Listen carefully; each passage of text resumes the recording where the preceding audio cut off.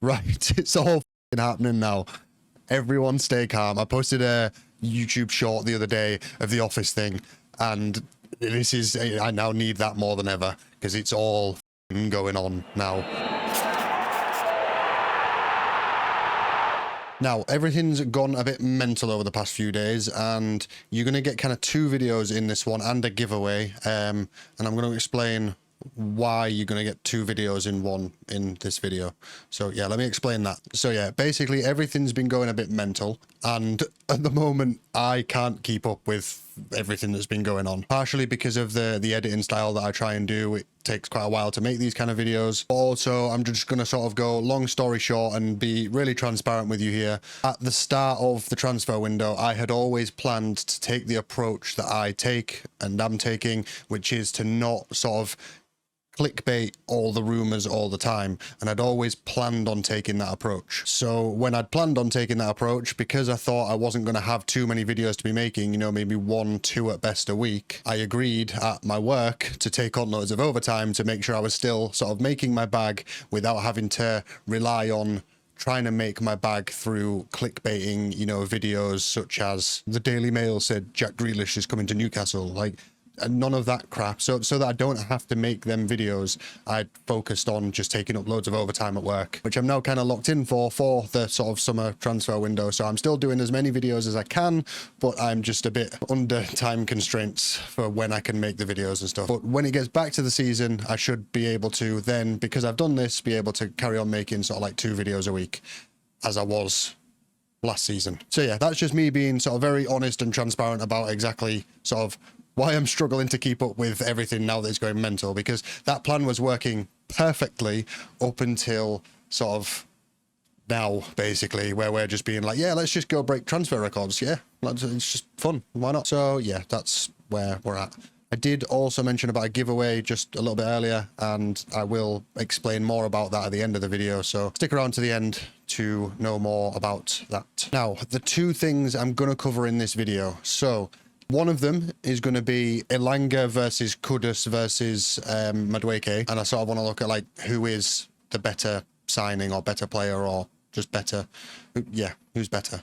Obviously, I did see that True Geordie did a video on this on the kickoff, but it's very much just kind of like, you know, people just kind of giving their opinion back and forward, like a bit of like a debate, but there's no real like actual, doesn't really answer the question. So I wanted to like actually answer the question with numbers, also because I've got no friends to debate with. So I'm just going to do it by myself and just look at numbers and just kind of go into that and try and actually answer the question for good. Granted, I know that we can look into numbers as much as you want, and you know, True Geordie's, what they were talking about on there on the kickoff is still perfectly valid, because at the end of the day, football is a game of opinions. It's not played on paper, and you know, as much as I can look at the numbers, we still can't get a full picture. But yeah, let's look at the numbers. And I'm gonna not make this bias, because if we look into stats, I don't know if you've seen Adam Cleary's video, ACFC, his video on Elanga. If we look into stats, Elanga doesn't actually stand out that much from a stats perspective. So you'll see at the end of this, you know, who, it might be Elanga that's stood out, it might not be. You'll see by the end of it where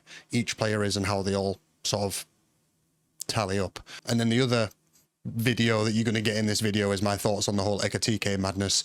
But for now, let's just get into the numbers for the wingers. So what numbers do you want for a winger? What stats are we going to look into? So I'm going to look at goal contributions, successful take-ons, progressive carries, conversion rate, chances created, top speed, pass completion percentage, and then as a modern day winger, you also need to be getting back and defending, tracking back, so tackles completed per 90 as well. What I'm going to do is I'm going to give 2 points for whoever is the best of the 3 for each stat, 1 point for whoever is the second best for the 3 of each stat, and 0 points for whoever is the worst of the 3 at each stat. And then at the end of it, we'll sort of tot them all up, or I'll do it as I'm going through, and you'll see who has the highest points. So, goal contributions. We have Elanga on 17, Madueke on 10, and Kudus on 8. So first one, 2 points for Elanga, 1 point for Madueke, 0 points for Kudus. Next one, successful take-ons per 90. Elanga had on average 3 successful take-ons per 90. Madueke had 4.5 and Kudus had 3.4. So 2 points for Madueke, 1 point for Kudus, 0 points for Elanga. Progressive carries per 90. Elanga made 3.67 per 90. Madueke made 6.81 and Kudus made 3.4. So for that one again, Madueke 2 points, Elanga this time 1 and Kudus 0. Conversion rate, so this is goals versus XG, so how well they did with the chances. Elanga got 133% conversion rate, so he outscored his expected goals. Madueke's was 73% and Kudus's was 72%. Then if we look at chances created, so for this one I looked at key passes per 90. Elanga had 1.76, Madueke had 1.37 and Kudus had 1.08. So that's another 2 points for Elanga, 1 for Madueke, 0 for Kudus. Then we're on to top speed. Now, I think everyone knows who's won this one. Elanga, 35.9 kilometers per hour. Madueke and Kudus was very hard to find numbers because neither of them were really in like the top sort of 10 for last season. But I did manage to find something on Kudus, but I couldn't find anything on Madueke. So for that one, we're going 2 points to Elanga and then 1 point for Kudus, 0 for Madueke. Pass completion percentage, we have 83.6 for Kudus, 77.4 for Madueke and 65.3 for Elanga. So that is 2 points for Kudus, 1 point for Madueke, 0 points for Elanga. And then finally, tackles per 90, we've got 1.32 for Kudus, 1.11 for Madueke, and 0.68 for Elanga. So again, 2 points for Kudus, 1 point for Madueke, 0 points for Elanga. Which leaves us in the end with a tie for Elanga and Madueke on 9 points, and then Kudus on 6 points. Now, I personally do really like Kudus, but obviously the numbers here aren't really singing his praises. So it kind of leads me into a point that I would kind of want to go on to, which is the teams that they play for. Because let's face it, West Ham finished 14th last season, only 5 points off 17th. So it wasn't the best season for West Ham. So I'd take a guess that in a better team, he would probably perform a bit better on them stats and therefore maybe sort of bump his numbers up so that he was more on a level with the other two. However, if I'm looking at him from a Newcastle signing perspective, like should we have signed him instead of Elanga, the one thing that I can't ignore, and that's the fact that he's going to the AFCON this year, because a large part of, you know, why we need to make the signings that we're making is because of squad depth. We've got a lot of games coming up this season, so the last thing I'd want to see is us signing any players, as Sunderland have been for some reason. Are going to sign like 7 African players or something mental. Like, the last thing I want to see is us signing African players, really, you know, just because of the fact that they are going to be gone for near enough guaranteed a month. And not only are they gone for a month, but it's directly after the busy Christmas period where injuries are potentially likely to have mounted up because of the fixture schedule. Like, the last thing you want is players that are unavailable at that time. As the saying goes, there is no better ability than availability. And then also, just as a little flex point, if you couple that with the amount of S&C work that Elanga does to be as available as he can be and to be as fit as he can all season, like, that just makes Elanga seem even more of a good signing. But anyway, if we're going off the numbers that I've got, the stats, the whatever, the scoring left us really with Elanga and Madueke. And they are tied on score. So what I've kind of taken from that is that Madueke is probably better as like a wide right kind of hugging the touchline winger who's going to need to take on his man as he comes further in the field, is going to need to, you know, pass the ball about a lot, have quite a high pass. Basically, he's better for a team that have a lot of possession. So him going to Arsenal, you know, playing a similar role to what Saka plays, if he does play on the right, like, it's going to suit him a lot. Whereas Elanga is much more of like a fast, direct, much more of like a goal threat in terms of both goals and assists, and he just suits more of a like high press transitional kind of style that we play. And then obviously, as I said, Kudus being at West Ham, it hasn't particularly stood out on anything. You know, he's not like the more direct goal threat. He's not the more like, you know, good at like take-ons and stuff. But as I said, this could be a reflection of the club that he played for, although it remains to be seen if that's going to get any better with him going to Spurs. Because, I mean, West Ham finished 14th, 15th, whichever it was. Spurs finished 17th. So Is it an improvement? I would kind of guess that Spurs are probably going to be a bit better this season, especially under Thomas Frank. You know, he has earned his respect for a reason, but then there is also the side to say, you know, potentially Thomas Frank could be another, you know, Nuno at Spurs, Graham Potter at Chelsea. Like, is he going to be one of them managers that, you know, earns a lot of respect at a mid-table club and then goes on to, you know, a bigger club that has more of the spotlight on him and he can't replicate it? Like, I'm not saying that is going to happen. I'm just saying that possibility is there. It's a bit of an unknown at the moment. But equally, this could be, you know, like a major redemption season for Spurs where they want to kind of re-cement a position in the league, because 17th is pretty fucking embarrassing. But yeah, anyway, back to Elanga, because obviously this is a Newcastle channel. Back to Elanga. When you look at kind of how well he's suited to the team, and then if you couple that with the fact that Eddie Howe and Jason Tindall just absolutely transform basically everyone that comes into this club. Like, you know, you're looking at like Jacob Murphy, Joel Linton, like even, you know, like Sean Longstaff, and then even, you know, your players like your Tonali, your Bruno, your Isak, like they were good when they came and they've just gone, you know, no player has gone backwards. There hasn't been a player. I think maybe Chris Wood was the only one that when he came into the club didn't look as good at Newcastle as he has, you know, at other points in his career. I think he's the only one that I can think of. I'm potentially missing one, so let me know if I am, but that's the only one I can think of. But yeah, I think we can safely assume that, or at least I'm safely assuming that Elanga is going to be fucking class for us, especially with the guidance of Eddie Howe and Jason Tindall. Let me know in the comments what you think. Like, do you think that, you know, maybe we should have gone for like, you know, Madueke or Kudus or someone, or are you happy with Elanga? But I think me having gone through that should give you an idea that we definitely haven't overpaid for Elanga.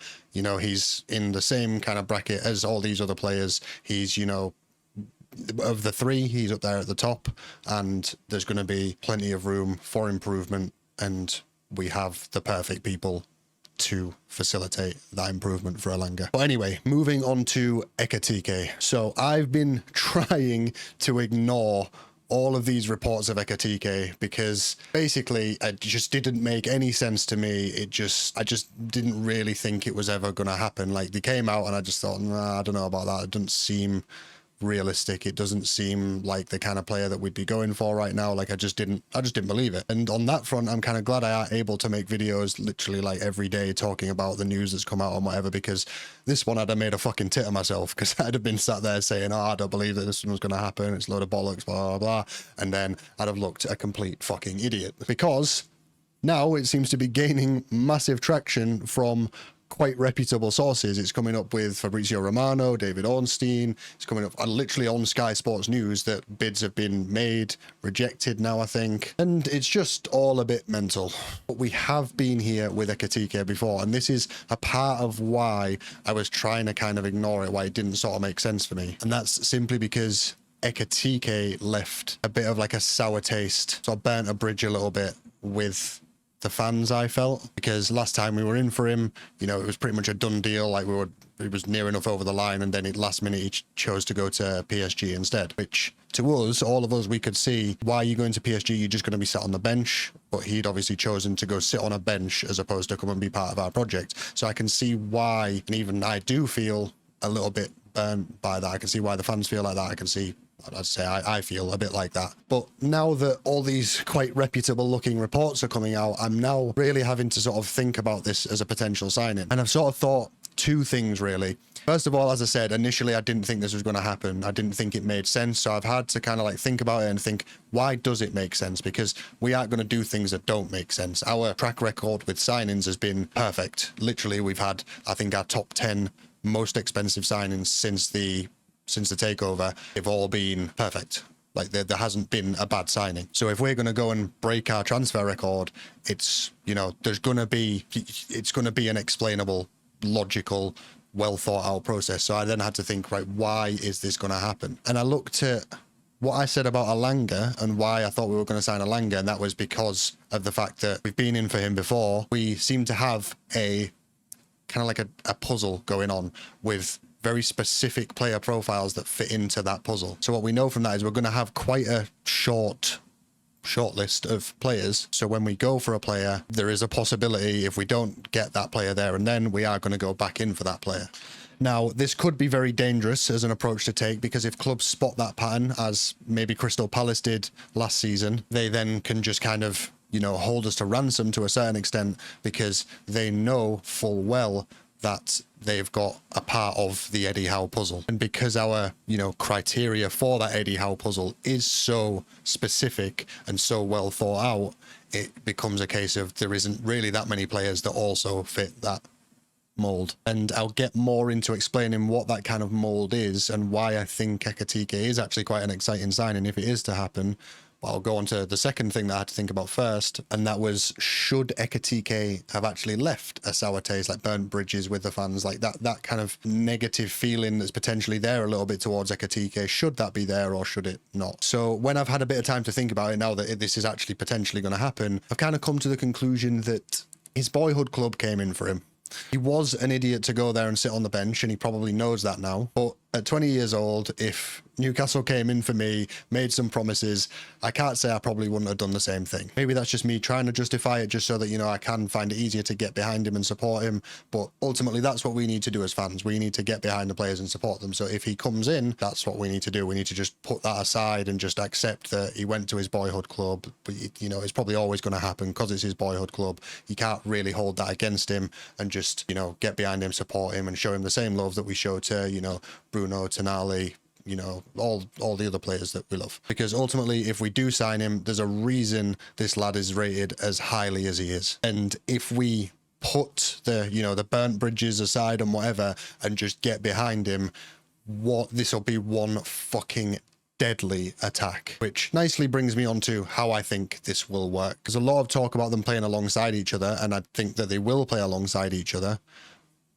not potentially always in a 4-4-2 or a two-striker formation. I think the way it works is that they genuinely become interchangeable strikers, in that one week we can have Isak play, the next week we can have Ekitike play as the strikers with the usual wingers on left and right. That might be, you know, 1 week. The next week it might be Ekitike down the centre, Isak on the left, again in a 4-3-3. The following week it might be Isak down the centre, Ekitike on the left, again in a 4-3-3, because they are both capable of playing that role. But that's not really the exciting bit, because that's just showing that they have the versatility. We can just chop and change things around. We can be a bit more experimental. We can just sort of like change player profiles just across the front three.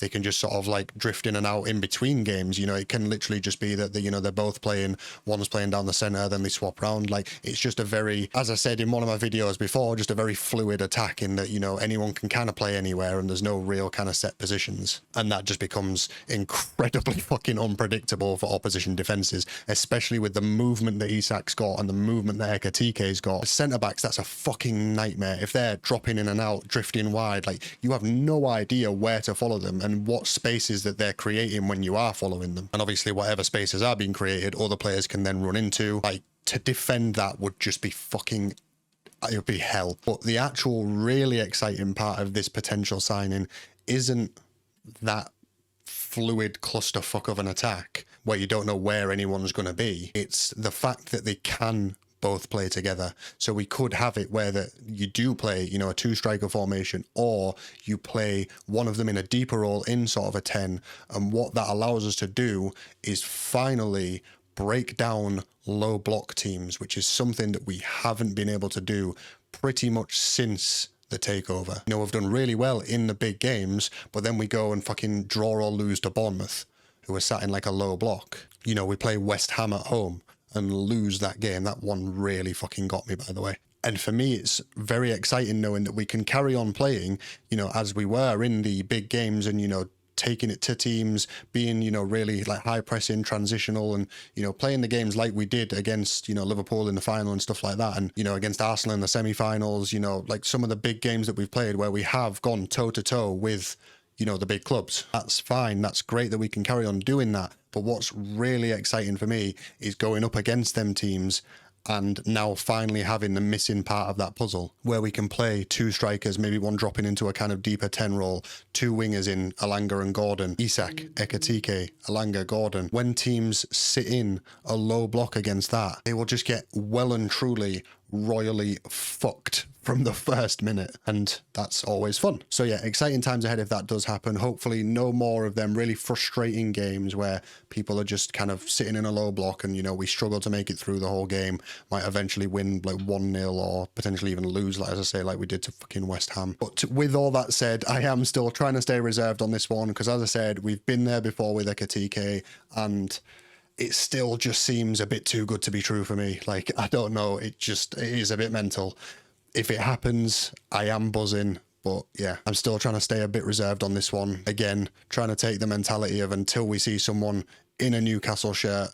It hasn't happened yet, so let's just come back to earth, calm down. But it is a little bit hard to stay reserved when, you know, there's very reputable sources saying the things that they're saying. When you start hearing people like that say things like that, that gives me a fucking hard on. As for all this Isak nonsense, I'm not even fucking paying attention to any of that crap. If it's between Isak and Ekitike, obviously we choose Isak every day of the week. So this position that Liverpool have put us in isn't even really a position. Go and take Ekitike by all means. As I said, it will be exciting for us to have both of them, but if we don't, I don't give a fuck, because you're not having Isak. The literal only thing I have to say on that is right at the start of the window, there was a meeting between Yasser Al-Rumayyan and all the heads of the club, and they said right at the start, no bids for Isak to be accepted. Isak is his favourite player, not just from a sentimental value though, like, he is obviously fucking class. And these fucking talks of like 120 million are absolutely laughable. The fact that they're even coming in at 120. Like, we've said we won't accept 150. Where the fuck are you getting 120 from? Like, the reports literally say, and it's a joke, honestly, that Liverpool are proposing a deal where they want to do a deal around the 120 million figure. Like, yeah, and we'd like to sign Mbappe for 20 million. He's literally that fucking stupid. Who knows, maybe in some fucking crazy world we'll accept that bid of 120 million. If we do, yes, I'll look at it, but I'm pretty sure we're not, so I'm fine to put that out there. I will touch more, though, on Ekitike if we do sign him, so make sure to subscribe and hit the bell so you don't miss that. I did also mention that there will be a giveaway in this video, so I'll quickly explain that now. I haven't forgotten about that. Quickly before I get into the giveaway, though, if you have enjoyed the video, please do remember to drop a like, and then, yeah, the giveaway. So, we play Celtic this weekend. I'm not going to do a match preview for that because it's pre-season, like, it's pretty fucking unpredictable, but I did say I would carry on the giveaways in pre-season. So rolled on from the last one, £50 Google Play gift card to the first accurate pre-match prediction of the first goal scorer and correct score. Remember, it has to be a reply to the pinned comment, so I'll pin a comment for you to reply to, and you can put your prediction as a reply to that pinned comment, and that's how you enter. That way it just makes it easier for me to see who was first, just if someone does get it right. Full details of the giveaway will be in the description, all T's and C's and all that kind of stuff. Once again, I hope you've enjoyed the video. Thanks for watching, and I'll see you on the next one.